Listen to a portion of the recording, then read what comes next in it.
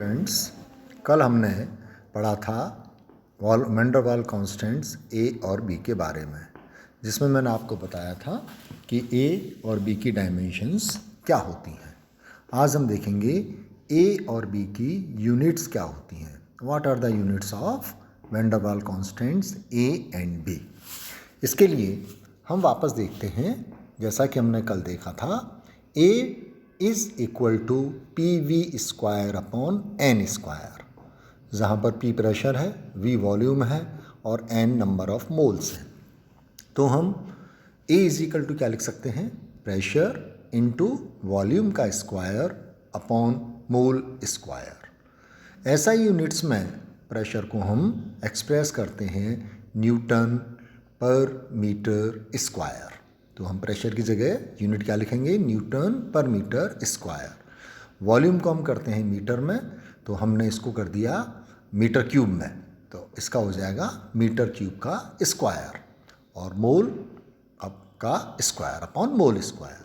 तो जब in terms को आपस में आप कैंसिल करेंगे तो you will get newton metre raise to power 4 mole raise to power -2, या हम इसको लिख सकते हैं N for newton, M raise to power 4 M for metre पर मोल स्क्वायर या mole raise to power -2। So these are the units of a, that is van der Waals constant ए। इसी प्रकार दूसरा वैन डर वाल कांस्टेंट है B. B, जैसा कि मैंने आपको बताया था, वॉल्यूम को एक्सप्रेस करता है, और यदि हम वॉल्यूम को पर मोल लें तो बी हो जाएगा वॉल्यूम पर यूनिट मोल। इसकी जो यूनिट होगी वो आएगी न्यूटन मीटर क्यूब पर मोल और newton metre raise to power 3 mole inverse. So these are the two units of a and b, that is van der Waals constants. कुछ gases जैसे hydrogen chloride, carbon disulphide, carbon dioxide या sulphur dioxide, ये easily liquefied हो सकती हैं, तो इनके लिए वैन डर वाल कांस्टेंट ए का मान बहुत अधिक होता है। इनके कंपैरिजन में कुछ गैसेस जिनको हम आसानी से कंप्रेस नहीं कर सकते या लिक्विफाइड नहीं कर सकते, जैसे कि हाइड्रोजन, हीलियम या नियॉन, इनके लिए वैन डर वाल कांस्टेंट ए का मान कम होता है। नीचे एक सारणी है जिसमें आपको डिफरेंट गैसेस के वैन डर वाल कांस्टेंट ए और बी के मान दिए हुए हैं। नेक्स्ट हम देखते हैं explanation of deviation from ideal behaviour by van der Waals gas equation, कि किस प्रकार वैन डर वाल गैस समीकरण आदर्श गैस से जो वास्तविक गैसें विचलन प्रदर्शित करती हैं, डेविएशन दर्शाती हैं, उसको किस प्रकार से एक्सप्लेन कर सकती है। हम पढ़ चुके हैं किसी गैस के 1 मोल के लिए van der Waals gas equation है P + A/V square V - B is equal to RT। जब आप इसको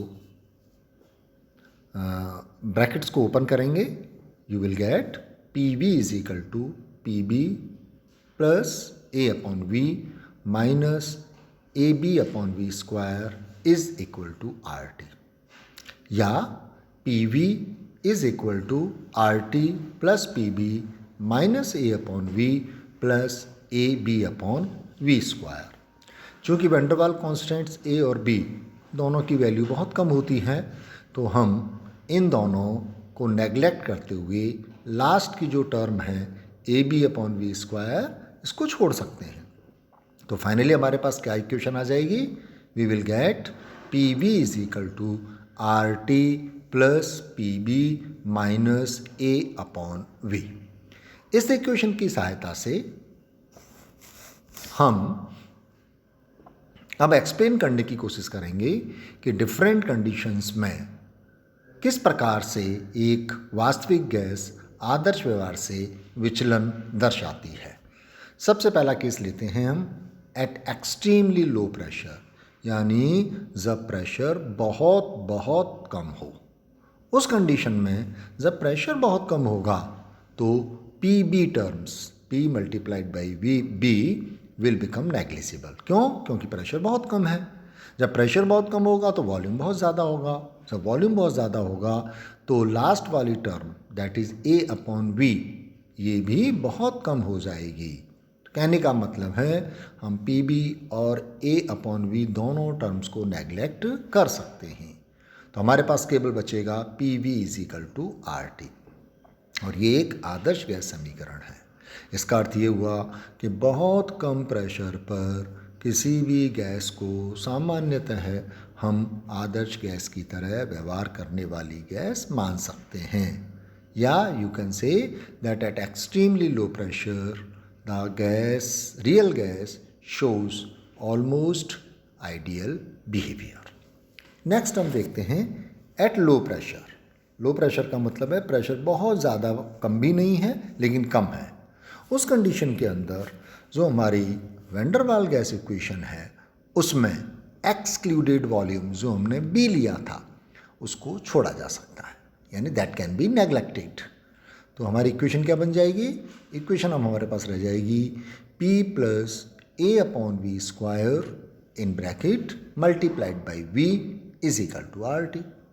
जब इस इक्वेशन को आप सॉल्व करेंगे तो आपको मिलेगा PV = RT - A/V, यानी जो PV की वैल्यू है वह RT में से that will be equal to RT minus something. इसका मतलब क्या हुआ? इसका अर्थ ये हुआ कि लो प्रेशर पर यदि आप प्रेशर को थोड़ा थोड़ा राइज करते हैं तो PV का मान RT से कम होगा, यानी ग्राफ हमारा नीचे की तरफ जाएगा। और ये हम पहले भी देख चुके हैं कि ज़्यादातर वास्तविक गैसेस लो प्रेशर पर डेविएट नीचे की डायरेक्शन में दर्शाती हैं आइडियल बिहेवियर की तुलना में। तो आप क्या कह सकते हो कि लो प्रेशर पर वास्तविक गैसों के लिए PV का मान RT से कम होता है, और यही कारण है कि हमारा ग्राफ नीचे की डायरेक्शन में जाता है।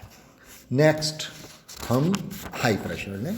एट हाई प्रेशर, अब यदि प्रेशर हमने हाई कर दिया उस कंडीशन के अंदर हमारी जो van der Waals gas equation है उसमें हमको पहली वाली टर्म को दैट इज A/V² को नेग्लेक्ट करना होगा। तो अब हमारी इक्वेशन बन जाएगी P multiplied by V - B = RT। जब आप इसको सॉल्व करेंगे तो will get PV = RT + PB। इसका मतलब क्या हुआ कि हाई प्रेशर पर किसी भी वास्तविक गैस के लिए PV का मान RT से ज़्यादा होता है। तो जब आप प्रेशर बढ़ाएंगे तो ग्राफ किधर जाएगा? आदर्श गैस की तुलना में ऊपर की डायरेक्शन में जाता है, और यही हम नोट भी करते हैं कि eight high pressure the value of PV is greater than RT, इसीलिए ग्राफ हमारा ऊपर जाता है। तो ये दोनों प्रेशर वाले एक्सप्लेनेशन हमने दिए हैं।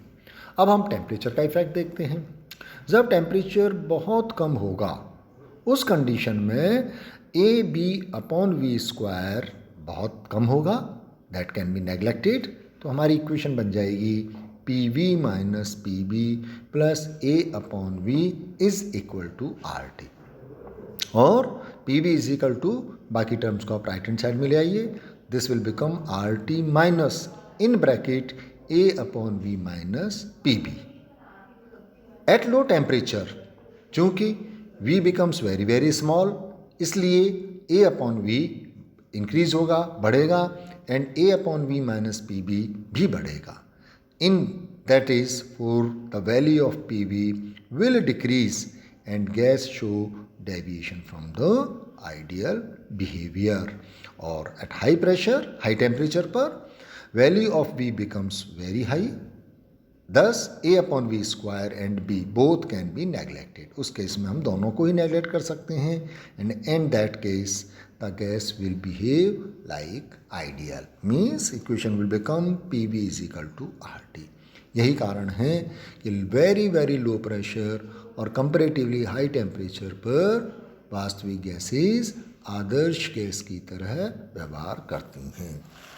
और लास्ट है हमारा exceptional behaviour of hydrogen and helium. आपने देखा होगा जब हम ग्राफ खींच रहे थे पीवी वर्सेस पी में, तो हमने देखा था कि केवल हाइड्रोजन और हीलियम गैस को छोड़कर बाकी गैसेस के लिए पहले ग्राफ नीचे की डायरेक्शन में जाता है और फिर हाई होता है। लेकिन हाइड्रोजन और हीलियम दो ऐसी गैसेस हैं जिनके लिए ग्राफ प्रारंभ से ही अपवर्ड डायरेक्शन में जाता है। इसको भी हम हमारी van der Waals gas equation से सिद्ध कर सकते हैं। हाइड्रोजन और हीलियम गैसेस के लिए चूंकि इनके मासेस या द्रव्यमान बहुत कम होते हैं, तो हम ये मानकर चलते हैं कि इन गैसों में इंटरमॉलिक्यूलर फोर्सेस बहुत ही कम होते हैं। इसलिए हम A/V² टर्म को छोड़कर केवल P multiplied by V minus B term को लेंगे and that will be equal to RT। उस केस में PV will be equal to RT plus PB, यानी PV का मान प्रत्येक प्रेशर पर RT से ज़्यादा होगा। यही कारण है कि सभी अन्य वास्तविक गैसों के लिए तो ग्राफ पहले नीचे जाता है फिर ऊपर जाता है, लेकिन हाइड्रोजन और हीलियम के लिए किसी भी प्रेशर पर यदि PV वर्सेस P ग्राफ खींचा जाए तो ये लगातार हाई आता है। यह कहलाता है explanation of the deviation of real gases from the ideal behaviour. Next turn पर हम देखेंगे calculation of boils temperature and critical phenomena and critical constants. Thank you.